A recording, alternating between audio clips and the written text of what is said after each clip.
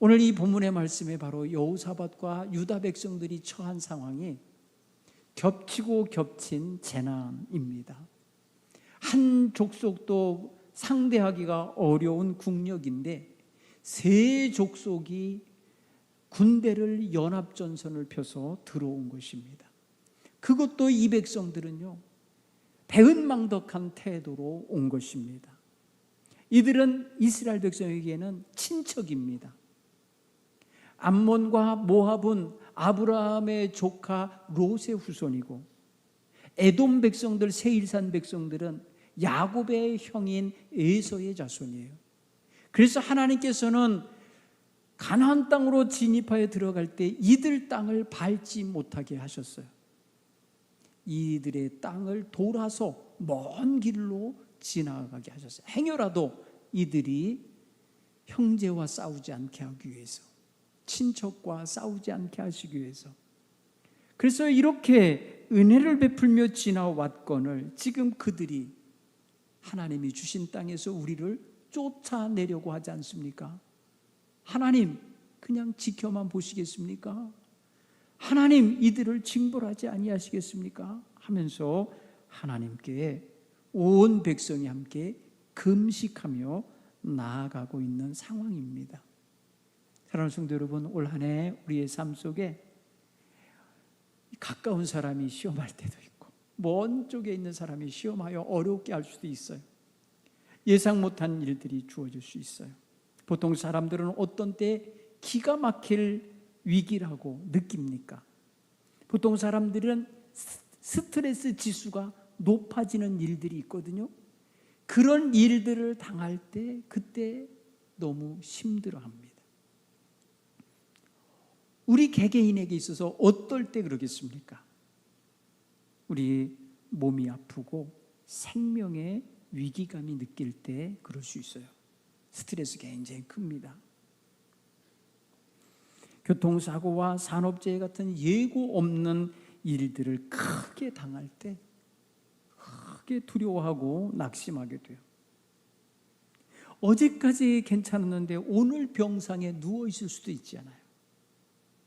그런 상황들을 상정해 볼 때 이거 위기로 여깁니다. 그런가 하면 스트레스 지수가 높은 것 중에 하나가 뭐냐면 관계의 상실이에요. 사별을 한다거나 이혼을 하고요, 배신을 당한다거나 이런 문제들이 바로 스트레스가 굉장히 높은 문제예요. 그래서 이거 굉장히 기가 막힐 위기로 여겨지게 됩니다.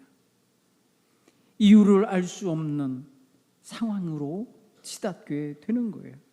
그래서 인간관계가 파탄이 나는 자리는 위기 상황이라고 진단해도 괜찮을 거예요. 여기에 우울함이 들어오고요, 여기에 좌절감이 들어오고 버려짐 당한 소외감과 배신감이 느껴지는 거예요. 그래서 언제까지든지 함께라고 믿었는데 이제 혼자 되고 말았네, 이런 고백을 하게 되는 거예요. 세 번째 기가 막힐 위기로 느껴지는 것 중에 뭐냐면은 먹고 살 기반이 사라졌을 때입니다. 생계가 위태로워졌을 때, 경제적 기반이 무너졌을 때 그러한 스트레스가 높이 있습니다. 예고 없이 해고를 당했어요. 여러분, 이번에 한 성도님이 기도받는 가운데, 목사님, 해고의 위기에서 아기 때문에 살아남았어요 라고 하는 분이 있었어요. 자기 가정에 아기가 태어난 것 때문에 구조조정 1순위였다가 취소가 됐대. 그 회사 좋은 회사요? 네? 아기 낳다고, 아기 낳게 될 거라고 생각해서 구조조정 안 하고 퇴직을 안 시켰다는 거예요. 더 먹고 살아야 된다고, 자식 더 길러야 된다고. 은혜죠. 얼마나 스트레스가 심했는지 모른다는 거예요. 여러분, 경제적 기반이 무너질 때 두렵습니다.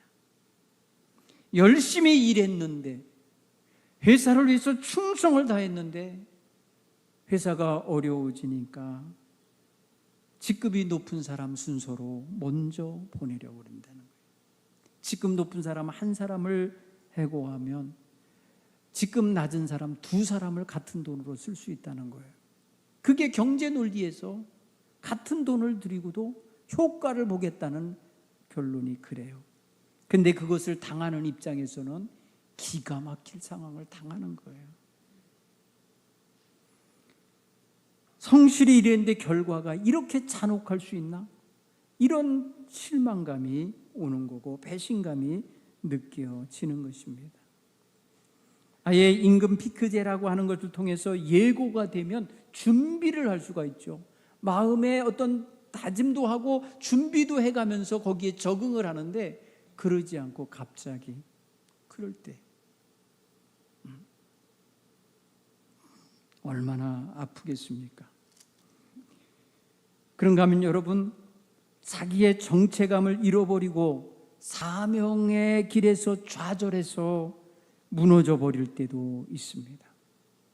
자기에게 이게 소망의 소명이 받은 길이다 이렇게 여기고 수년간 노력을 하고 살다가 어느 날 나는 이게 뭔가, 나는 누군가 이러면서 딱 멈춰서면서 정체성이 붕괴되는 순간이 올 수도 있어요. 기가 막힌 거죠. 네. 최근에 제 친구 목사님이 아마 이런 경험을 한 것 같아요. 그래서 전격적으로 은퇴를 선언하고 목회지에서 벗어났어요. 너무너무나도 자기에게 지난 1984년부터 지금까지 달려온 길이 그냥 어느 한순간에 와르르 무너지는 그런 충격을 받게 된 거예요. 성도들의 말로 인해서. 얼마나 큰 스트레스인지 다 죽이고 싶더래요. 다 그냥 가서 죽이고 싶을 정도로 고통스럽더라는 거예요. 그게 여러분 무너짐이에요. 정체성이 무너짐이에요. 사명감이 무너지는 거예요. 엄청난 충격인 거예요. 내가 이러면서 목회를 하면 계속 죄를 짓겠구나 싶어서 멈춘다는 거예요. 여러분 굉장한 거예요.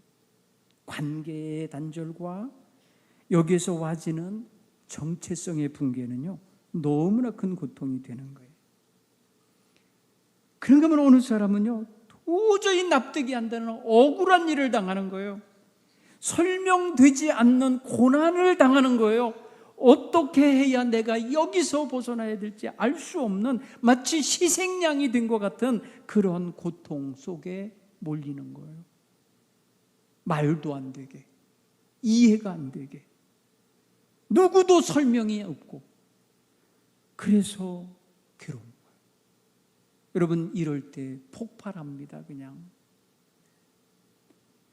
어떤 사람은 신앙의 위기를 겪기도 합니다. 기도를 하고 했는데 한 번도 응답이 안 된 것 같아요. 얼마나 오랜 세월 기도했는데 하나님 나에게 이렇게 침묵하실 수가 있습니까? 이렇게 나를 외면하실 수가 있습니까? 너무너무 왜 나에게만 이런 생각이 막 밀려들면서 믿음 자체가 흔들려 버리는 거예요. 믿음의 기반이 무너지는 거예요. 하나님 어디 계십니까? 왜 침묵하고 계십니까? 내가 이런 억울함 속에 있고 이런 신겨움 속에 있는데 왜 들여다보지 않으십니까? 이러면서 무너지는 순간도 오는 거예요. 사랑하는 성도 여러분, 내 힘으로 어떻게 통제할 수 없는 그런 상황, 예기치 못하게 예고도 없이 달려와지는 그런 상황, 혼자 감당하기에 너무나도 무겁고 벅찬 이런 느낌이 오는 문제. 여러분 이런 것들이 우리의 삶에도 올 수 있어요. 이 개연성이 늘 있어요. 우리에게도 이런 일이 있을 수 있다는 거예요. 우리는 인생의 기가 막힌 순간에 사람의 힘으로는 도저히 끝낼 수 없는 어떤 그런 상황 속에 내가 얽혀 들어가 있는 그런 상황 속에 있을 때에 어떻게 살아낼까? 여러분, 여기서 굉장히 중요한 이 팩트 상황 말고 이거에 대한 반응이 문제인 거예요. 이런 문제가 있을 수 있는 거예요. 있을 수 있다라는 개연성을 갖고 있는 사람은 언제나 열린 마음으로 이것을 어떻게 받아들이고 어떻게 해석하고 어떻게 처리해 갈 거라는 반응이 참 중요한 거예요. 반응. 오늘 여호사밧은 기가 막힐 일을 만난 거잖아요. 그의 고백대로 말하면 이 큰 무리를 오늘 우리가 어떻게 대적해야 할지 능력이 없습니다. 어떻게 해야 할지를 알지 못하겠나이다 하는 이런 두려움에 사로잡힌 마음으로 그가 반응하는 걸 보십시오. 그는 어떤 반응을 하냐면 하나님 앞에 무릎을 꿇고 금식을 하며 기도하는 방법을 택하고 있어요.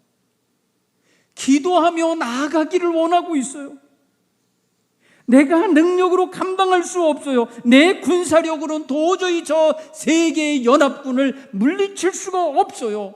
하나님, 내가 어떻게 해야 될지를 알지 못하여서 오직 주만 바라보나이다. 오직 주만 바라보나이다. 여러분, 지금 포위된 상황은 아니에요. 여호사밧 상황은. 에레미야는 완전히 포위당한 상태였어요. 근데 지금 어디에 있다 그러냐면 엔게디에 와 있다 그랬어요. 엔게디는요, 사해바다 근처에 있어요. 예루살렘까지 오려면 한참 더 산악지대를 와야 돼요. 그러니까 아직 남쪽에 있는 거예요. 아주 군사가 어디로 집결해 있느냐? 엔게디 동굴 앞에 그곳에 있는 거예요. 거기서 하루길만 오면 예루살렘에 오는 거죠. 그러니까 문제가 어디 있는 거냐? 하루길 뒤에 있는 거예요. 하루길 뒤에 있는데 확실한 게 전쟁인 거예요. 전쟁이라는 상황이 저들 앞에 밀려오는 거예요. 그런데 이게 중과부족인 거예요. 자기네 군사력 갖고는 도저히 감당할 수 없는 세 개의 나라의 군대가 연합하여 들어오고 있는 상황인 거예요. 여러분, 사랑하는 성도 여러분, 우리가 어떤 문제 앞에서 우리가 당황해야 하는 모습이라든지 담대한 모습으로든지 그것을 대처하는 우리의 반응은 옳고 그른 게 아마 없을 거예요. 그냥 그 순간에 급하니까 급한 대로 반응할 수도 있고 조금 여유가 있으니까 여유 있게 반응할 수도 있는 것 뿐이지, 반응은 옳고 그른 문제가 아니라 방향의 문제라고 봐요. 어떤 방향으로 우리가 반응하느냐, 이걸 부정적으로 반응하는 사람들이 있어요. 어떤 문제가 오면은 무조건 부정적인 태도와 회피하고 싶은 마음, 도망치고 싶은 마음, 어떻게든지 벗어나고 싶은 마음의 모습으로 반응할 수가 있어요. 여러분, 어떤 문제가 오면 어떻게 반응하십니까? 여러분 삶에 들어오는 문제나 심겨움이 오면 반응이 어떤 거예요? 그냥 나 몰라요 하면서 그냥 주저앉으면서 옴짝달싹 못하는 사람처럼 있을 수도 있죠. 여러분, 가끔 이 사파리에서 토끼가 말입니다, 사자에게나 아니면 이렇게 짐승에게 쫓길 때 일단은요 도망치고 봐요. 막 뜁니다. 할 수 있을 만큼 뛰어요. 심장이 터질 만큼 뛴다는 거예요. 그런데 어느 시점에 가면은 이 심장이 너무 극에 달하면 이 피로감이 확 와갖고 못 뛴다네요. 못 뛰는데요, 뒤에 쫓아오는도 마찬가지요. 에? 그래서 사파리에는 살려고 뛰는 놈들만 있다는 거예요. 왜요? 앞에 쫓기는 애는 잡히지 않아서 살아야 되는 거고요, 뒤에서 쫓아가는 애는 잡아먹어야 사니까 쫓아가는 거예요. 그렇죠. 둘 다 살려고 쫓아가는 거예요. 살려고 뛰는 거예요. 살려고 뛰는데 어느 순간에 가면 도망치다 힘이 없어서 푹 꺼져갖고 그냥 가만히 있어야 하는 순간이 있대요. 조식동물 같은 경우는 팍 그냥 쓰러져가 근육이 마비가 되는 경우도 있어요. 염소 같은 거, 양 같은 애들은 그냥 팍 쓰러져갖고 완전히 굳어버리는 경우도 있어요. 근데 쫓아가는 애도요, 결코 편한 게 아니에요. 앞에 가는 애가 이리 갔다 저리 갔다 하면 뒤에서 그걸 쫓아가느라고 더 힘들어요. 그래서 여러분, 사자나 치타나 이런 이 표범이 항상 성공하는 거 아니에요. 걔네들이 모든 사냥감을 다 잡아먹을 수 있는 게 아니에요. 못 잡아먹을 때가 더 많아요. 왜 그런 줄 아세요? 자기 힘의 한계에 부딪히기 때문에 그래요. 오늘 우리는요, 인생 살아가다 보면은 하다가 안 될 때가 오죠. 완전히 무너질 때가 있어요. 완전히 지칠 때가 있어요. 그래서 탈진하는 상황에 놓일 수 있어요. 그래갖고 기진맥진해갖고 대처 능력을 못 찾는 경우도 있을 수 있어요. 그런데 그게 아니라 그냥 문제만 생기면 나자빠져 버리는 사람이 있어요. 피해버리는 사람이 있어요. 갑자기 사라지는 사람이 있어요. 조금 뭐 어려움만 있으면 교회 안 나와, 그냥 없어져 버려. 연락도 안 해. 전화도 차단해. 이런 경우가 있어요. 문제에 대하여 반응하는 게 너무너무 힘든 사람인 거예요. 여러분, 담대함을 가지시기 바랍니다. 어떤 사람은 문제가 있으면요, 굉장히 분노하는 사람이 있어요. 원망하는 사람이 있어요. 오늘 우리 찬양하자 역전되리라 할 때에 뭐 했어요? 내 마음을 빼앗기지 말아라. 내 입을 함부로 원망하지 말아라. 저들이 내 입을 보고 있다. 누구예요? 사탄의 권세자들이 입에서 원망하고 불평하는 말 나오기를 기다리고 있는 거예요. 그게 나오는 순간 사탄의 밥이 되는 거거든요. 그러니까 마음을 지키라는 거고, 입술의 말을 조심하라는 거예요. 원망과 불평과 분노로 잡히면 그는 그런 분노의 반응 때문에 문제를 정확히 보지도 못하고 무너지는 거예요. 문제 앞에 다가서 보지도 못하고 패배하는 거예요. 사람은 환경과 또 어떠한 자기가 처음 낯선 어떤 이러한 경험 앞에서는 대부분 어린애 같아요. 초보자예요. 그렇지 않습니까? 우리가 외국어를 못하는데 외국에 똥 떨어져 있다고 생각해 보세요. 어떤 느낌이 들겠어요? 상당히 당황할 거예요. 네? 말도 안 통하는데 위태로운 지경에 놓여 있다고 생각해 보세요. 이거 정말 자신의 환경 앞에 어찌할 바 알지 못합니다. 여러분, 분노로서 문제를 풀려고 하면 안 돼요. 화로서 문제 앞에 접근해서는 정확하게 그 문제를 해결해낼 수가 없습니다. 또한 세 번째 반응은 이런 것도 있답니다. 자신이 어떤 문제 앞에 놓이면 그걸 남에게 책임을 전가하는 거예요. 그래서 다른 사람에게 비난을 하는 거예요. 원망과 불평과 이런 책임을 다른 사람에게 넘겨버리는 거예요. 누구 때문에라고, 뭐 때문이라고 하면서 자꾸 거기에 자기의 마음을 빼고 그것에 넘기려고 하는 거예요. 여러분, 이것은 다 내 잘못입니다. 내가 책임지겠습니다 하는 반응하고 전혀 다른 거예요. 우리는 남에게 아니면 다른 존재에게 어떠한 책임을 넘기면 조금 자기가 자유로워질 줄로 알아요. 자기 책임이 없는 걸로 여길 때도 있어요. 그런데 여러분, 그렇다고 해서 문제가 해결되는 건 아니잖아요. 그러니 오늘 우리는 남을 비난하고 남에게 책임을 전가하는 태도로 나아가서는 안 돼요. 이런 반응도 우리는 경계하셔야 돼요. 그런가 하면 자기 자신을 다른 사람과의 관계 단절 내지는 고립으로 몰아넣으셔도 안 돼요. 고립되는 거 있지 않습니까? 어떤 문제가 있으면 아까 연락 두절, 단절, 차단 막 이러면서 어디론가 사라진다 그랬잖아요. 이게 고립이에요. 여러분, 자기를 고립시켰다고 해서 문제가 벗어나나요? 물론 그런 거 있어요. 핵폭탄이 터지면 어딘가 고립돼서 숨어 있는 게 능사랍니다. 요새는. 그래서 말입니다, 땅속 깊은 곳에 숨어서 그 모든 낙진이 다 끝나고 방사능이 다 어떻게 한쪽으로 말입니다 희석되어질 때까지 숨어 있어야 된다는 거예요. 그래서 방공호를 파놓고 있는 유럽에 많은 집들이 있어요. 정원 딸린 집들은 지하 밑에다가요 방공호를 파놓고 바깥으로다가 공기 빼내는 설비해놓고 몇 달 동안 먹을 비상식량 넣어놓고 이러고 있다는 거예요. 왜 그렇겠어요? 자기를 고립시키고 자기를 그 사회 속에서 따로 만들어 놔야 살겠다고 하는 그런 기본적인 안전 모드가 있기 때문이에요. 그런데 여러분, 우리는 사회생활을 해야 사는 사람들이잖아요. 그런데 자기를 고립시킨다고 해서 자기 문제가 해결되는 거 아니에요. 문제는 항상 자기를 따라가고 있거든요.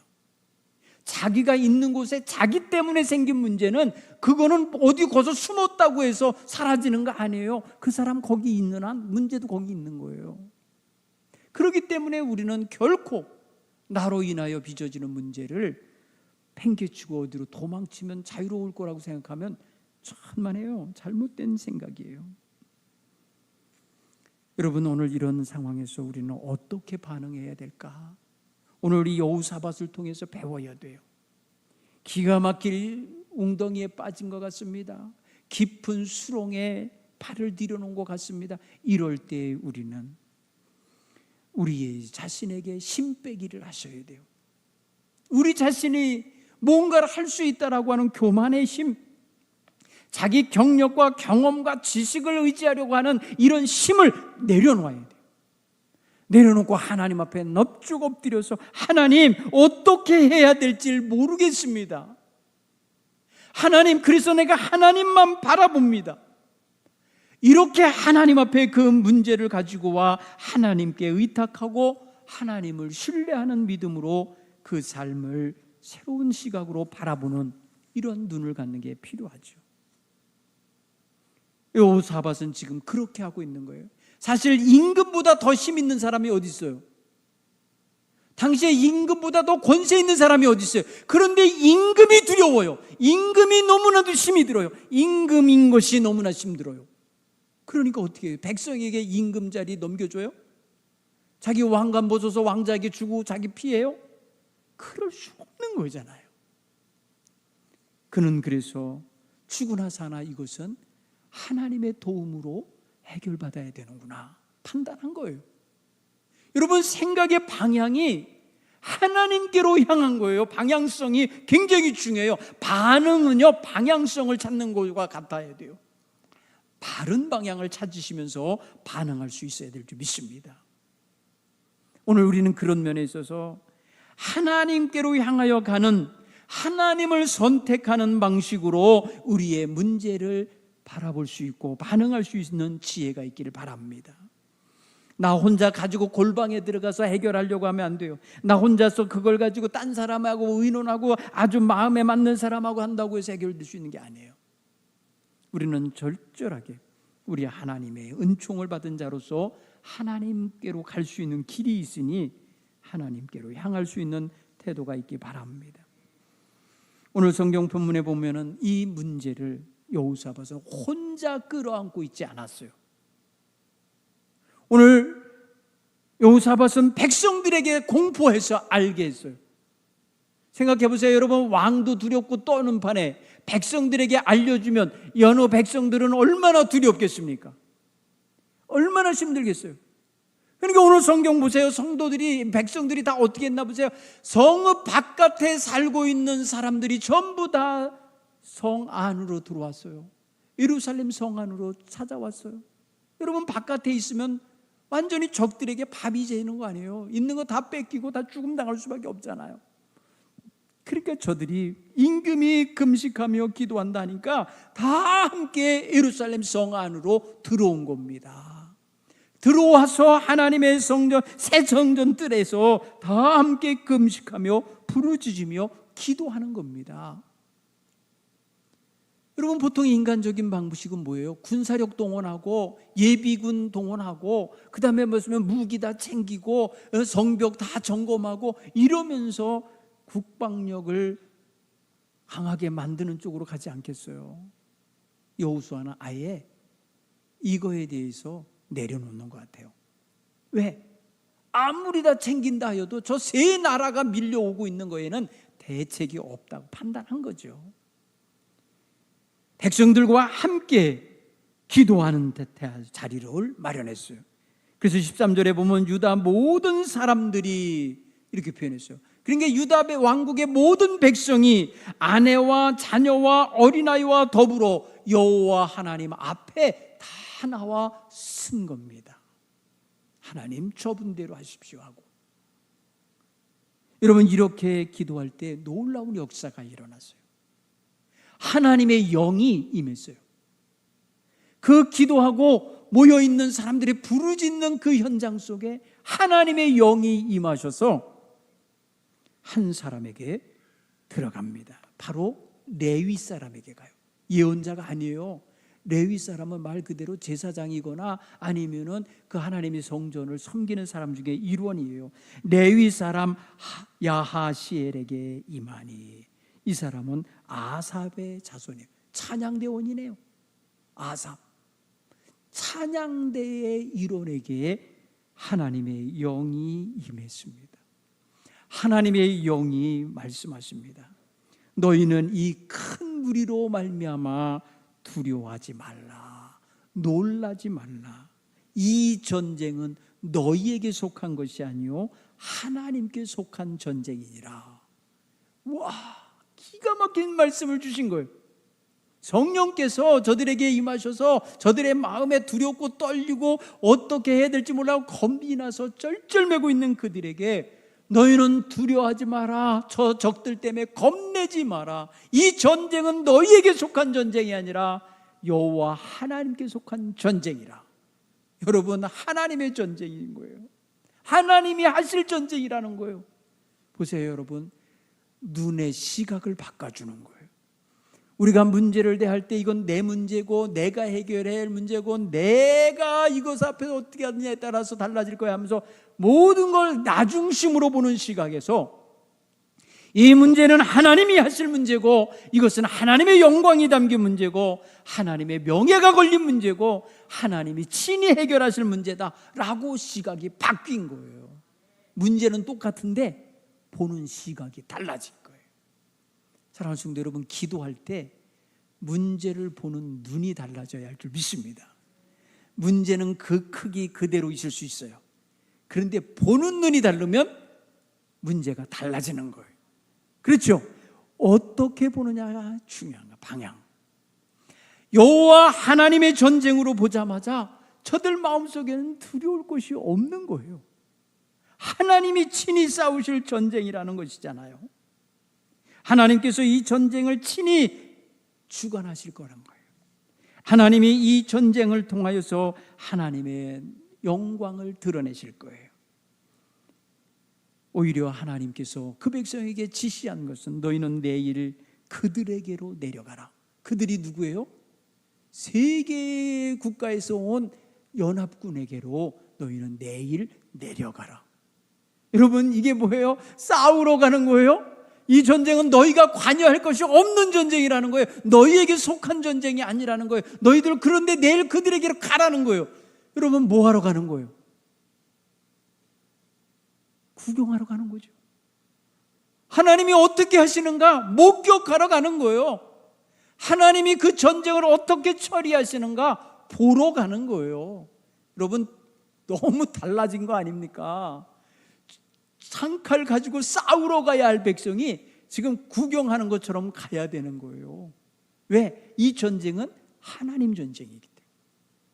그러자 임금이 백성들과 의논합니다. 야, 하나님이 우리를 내려가라고 하는데 우리 어떻게 갈까?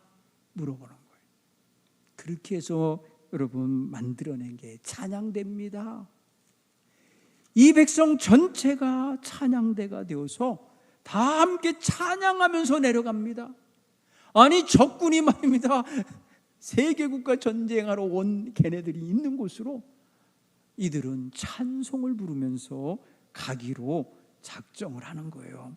여러분, 21절에 보면은 백성과 더불어 의논하고 노래하는 자들을 택하여 거룩한 예복을 입히고, 군복이 아니에요.